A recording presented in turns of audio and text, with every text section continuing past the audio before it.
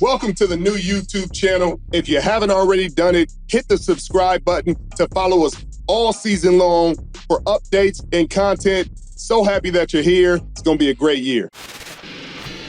Everybody screams loyalty. Mitchell, everybody screams loyalty. Loyal. What? These guys have no loyalty. You saw what Tiki Barber said. Loyalty. Right. So Saquon, you're not loyal. Like, what are we talking about? A team choose to not sign a guy. Teams choose to cut guys. Yeah, Aaron Jones, they signed Josh Jacobs and said, Aaron Jones, all right. Hey, where's the loyalty? There's no loyalty in this game. There's no loyalty to anybody. And fans are sitting here acting like they're loyal to you. They're not loyal to you either. Like, you go to these games, these ticket prices increase every year. Oh, you got season tickets, you're a loyal season ticket holder. We're going to increase that price by $2,000. Keep being loyal. Like, what are you talking about? There's no loyalty from these teams. They're not loyal to these players. That's why when the player's not playing up to a certain standard, even if he's playing a Pro Bowl standard, if he's not playing the all-pro standard that he was, they get rid of him. Bobby Wagner in Seattle should never leave Seattle. They made the mistake the first time. You should never leave it again. And John Snyder knows that. We've had this conversation. It's ridiculous that you're not signing it. He's not asking for a ton of money. Yeah, I'm not saying, hey, give him $15 million, pay him like a top linebacker, but you don't let him leave the building again. You owe him that. You owe him that. You don't owe him a ton of money, but you owe him the right of first refusal. You owe him the right to say, I don't want to stay for that.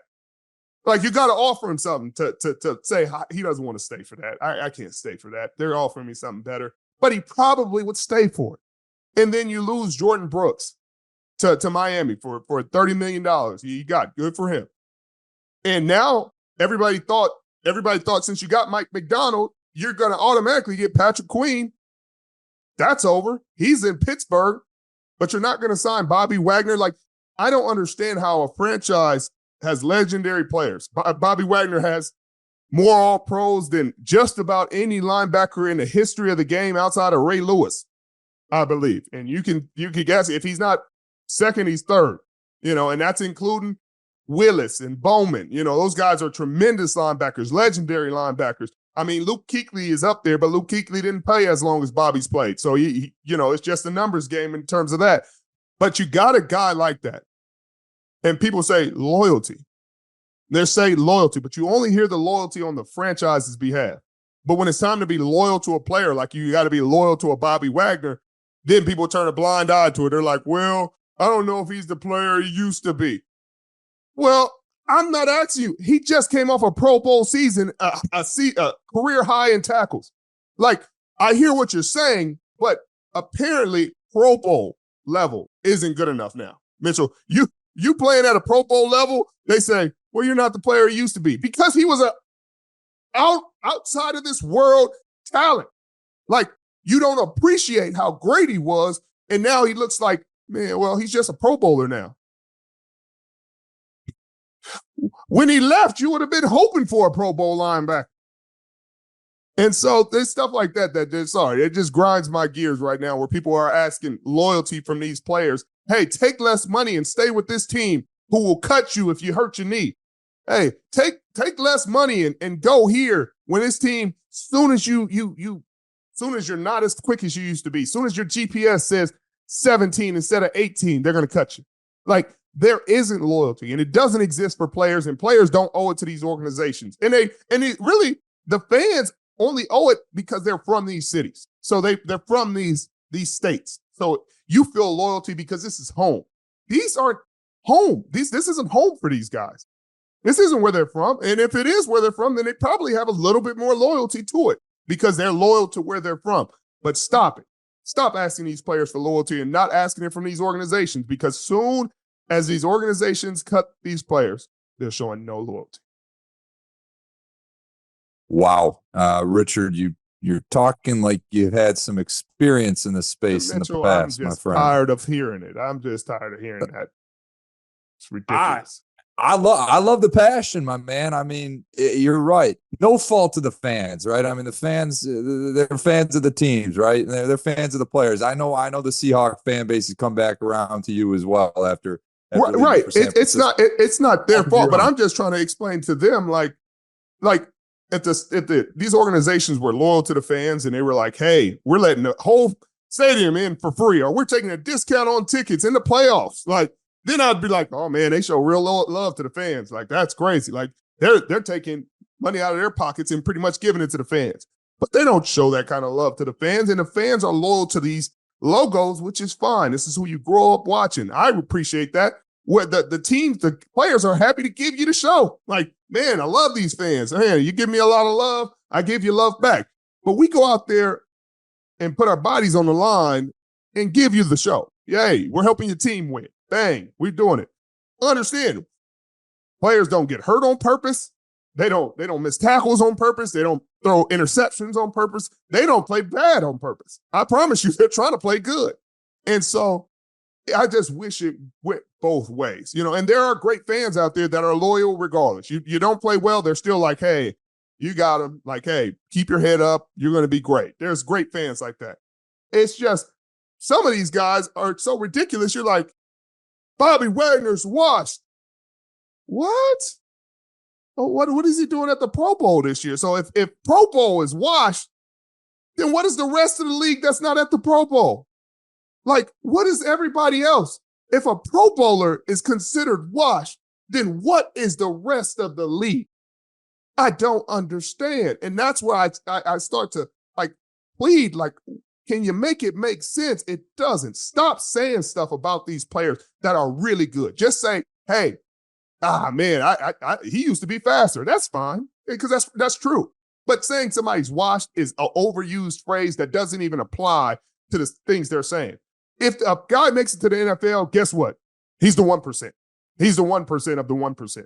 Like, you can say whatever you want. He's washed. He's an elite athlete. He's a world-class talent, and he made it to the National Football League. He's the best of the best. So no matter what, he's the best of the best, and he's been one of the best of the best, and he made it all the way to the end.